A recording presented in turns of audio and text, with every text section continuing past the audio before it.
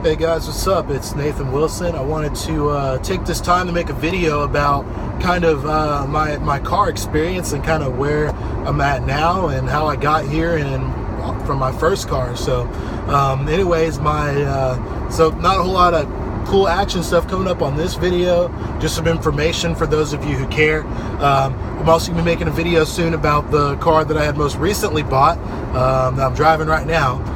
Some of you might be able to guess it if you're really car savvy. There's a couple things that give it away, but anyway, wanted to talk to you guys about kind of my first car and kind of my progression from there. So my first car was a 1993 BMW 525i. Had a pretty decent motor, the M50 motor.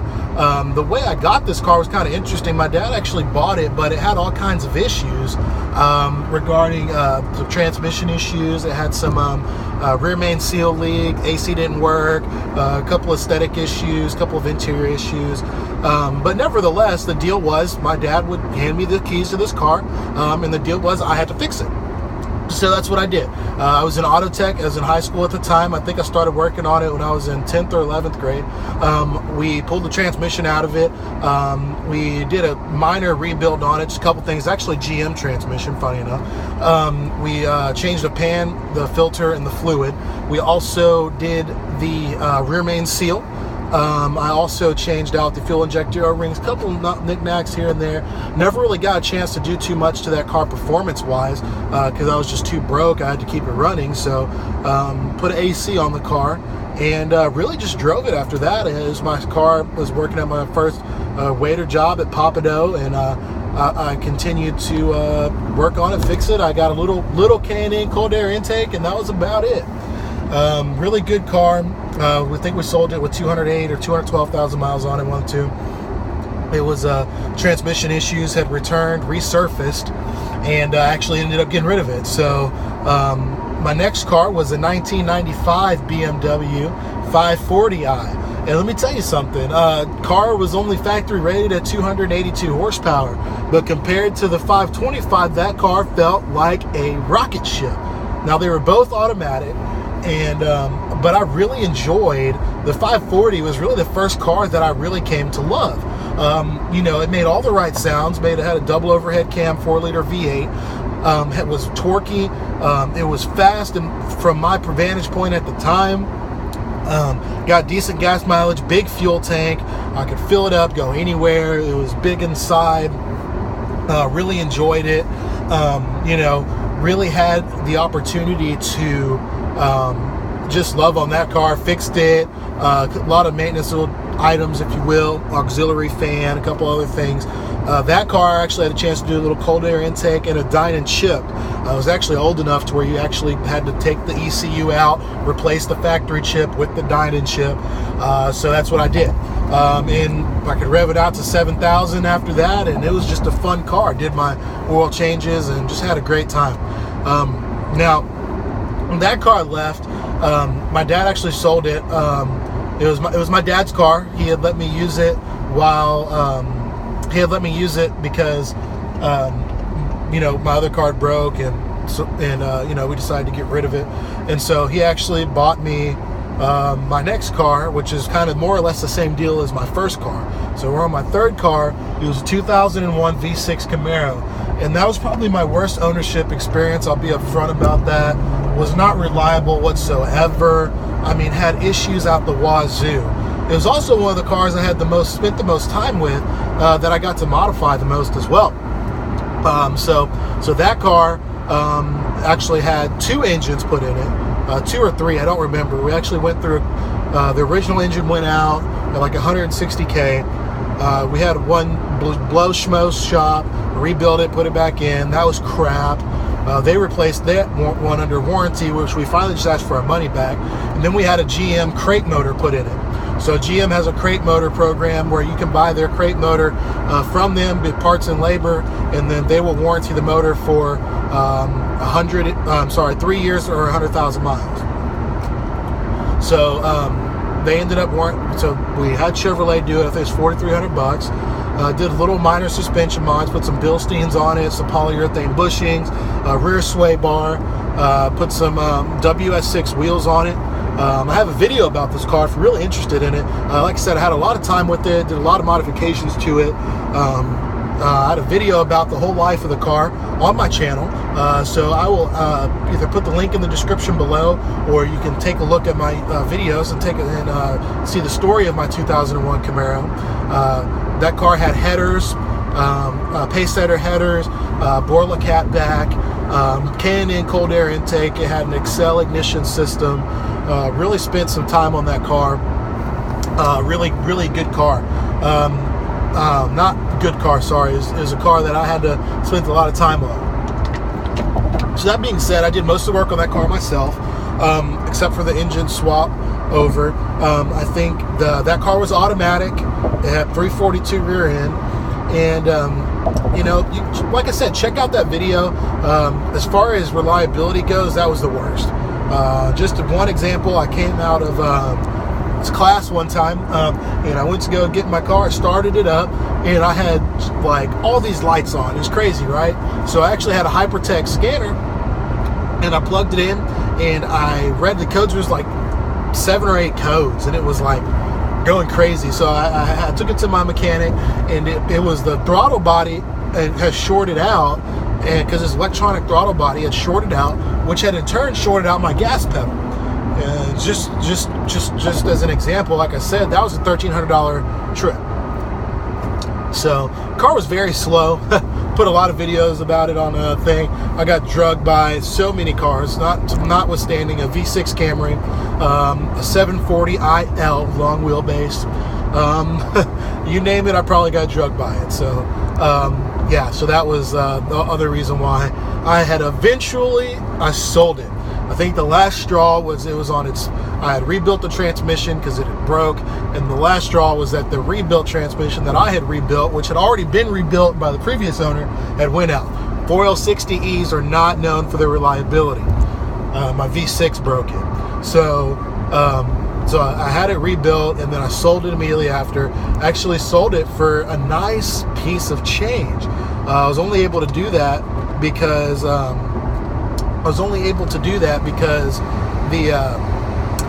the powertrain basically had a warranty on it.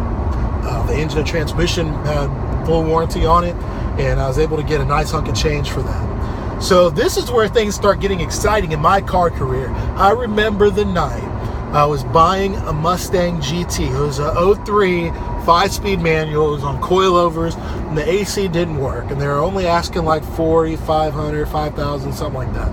And I'll never forget the night I was purchasing that vehicle, and I was right in the middle of it, and I had earlier that day sent a message on Facebook, and I was like, hey, does anybody have a 6-speed LS1 F-body? And nothing. So I was at the dealership. I remember it was Beck & Maston GMC, I think. I don't remember. Or no, it was DeMontron GMC down by the Beltway in 45. And I was literally about to buy this Mustang GT. It had an exhaust and a couple of knickknacks on it, a 2-valve. And this guy messaged me. His name was Steven. Super cool guy. He had messaged me, and he had told me that, yeah, I got one for sale, but it needs a little body work. And I was like, well, tell me about it. And basically, he had got somebody had cut him off on New Year's Eve, and the front clip was toast. It was just a front bumper in the passenger fender where they'd been replaced but not painted. And so he had it on some black ZR1 wheels, and the car looked great. So I said, bring it up here now. Like, if you can bring it up now, I can look at it, because I've been without a car for about a week, and I really needed a car. And so I was like, bring it up now. And I look at it. He's like, sure, I'm on my way. So he brought the car up, and it was cammed, so it already had a cam. It was a 6-speed, and he had a cutout on it. And so he pulled up and like parked it next to that Mustang I was going to buy and set the alarm off. And I was like, okay, at this point, I'm going to have to buy this car, because I can't buy this 2-valve. So I took it for a test drive, and I was just completely flabbergasted. I was like, oh my god, this thing is so fast. Because at the time, it was probably literally the fastest thing I'd driven. The car made, when I bought it, like 360 wheel horsepower, and all he had done to it was a camshaft. Everything else was stock except for the cutout and the associated valve train upgrades. And so my dad, it had a rear end noise though. I didn't even notice it. My dad was like, no, we're not going to get this car. You know, you need to buy the Mustang. It's you know, it doesn't have as many issues. I was like, I want this car. Like, this is the car I want. This car is badass. I have to have this car.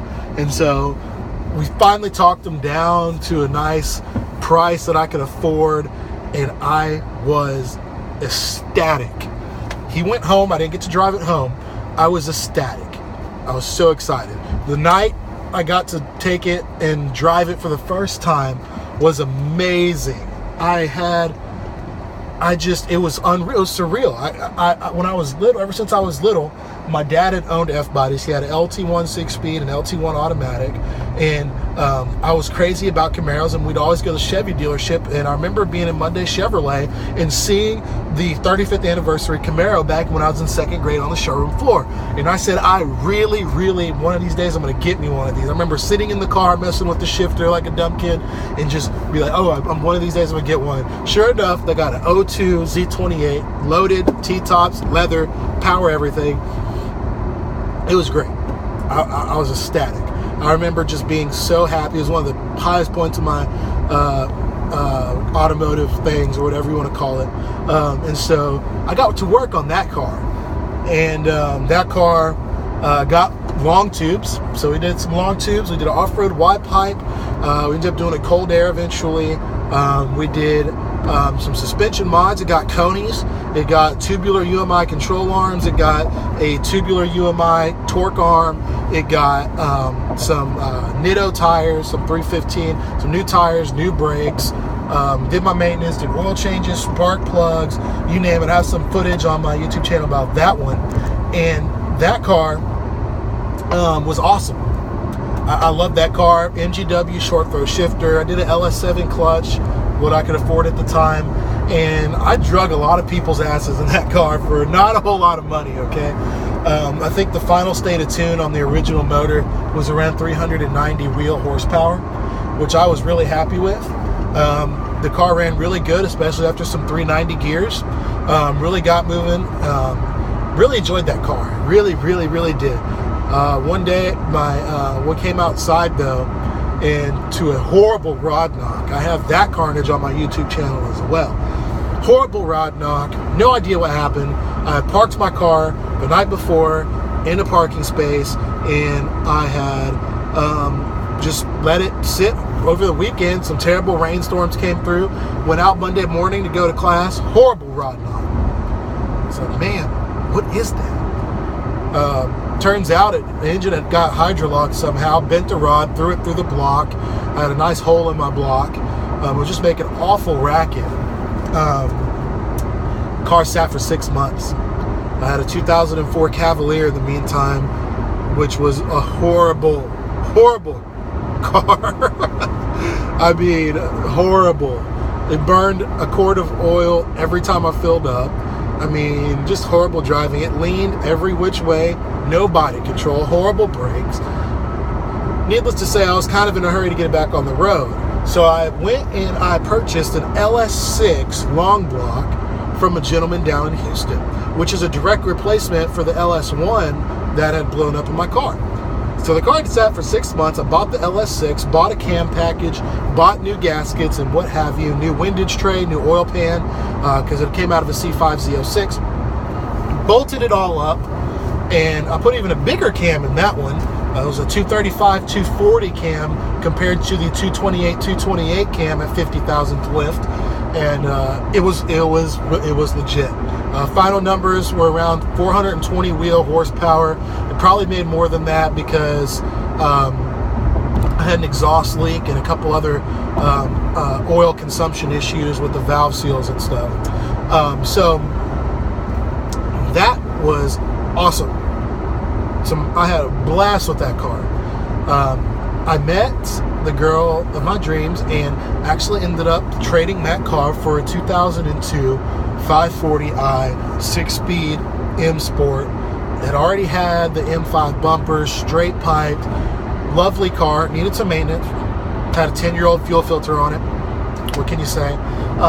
needed some maintenance, and I did those things. I think the day after I bought it, I took it to the shop and had some had all the control arms replaced. Car was not nearly as fast. Car probably made around 300 horsepower. So I was really missing my punch, my speed. But the car drove beautifully. I put some Michelin Pilot Sport AS3 Pluses all around and drove that thing, put brake pads, fluid, rotors, lines all around, and it drove magnificent. You put it on the freeway, 6th gear, sounded great, car handled great. It was an excellent driving car. Big fuel tank like I like, nice trunk, really reliable. Started up every day, drove wherever I had to go. Sounded great, looked great, was great. But it just didn't have that punch I wanted. It didn't have it didn't have the speed. Now the car would eventually pull to 155 plus miles an hour, but like I said, it just wasn't what I was looking for. So that was the last car that I had, and I actually had recently sold it to a gentleman for a really good price. The car was super clean. I wish I took more videos of it. I didn't have it that long. And if you're following the story, my dad, to complete the link, is I'd actually driven and owned every single 5 Series generation that there was. So I actually owned the E34 and E39 generation. My father had an E60 550 M Sport at the time, for which he traded up to a F10 550 M Sport. So I had driven all the 5 Series generation, but I only had one favorite among them, and that was the E60. So that being said, that's kind of how I got to where I'm at now. I'm gonna make a video about my current car that I had purchased. If you want to make a guess, feel free to make a guess. That's kind of how I came up into the car world.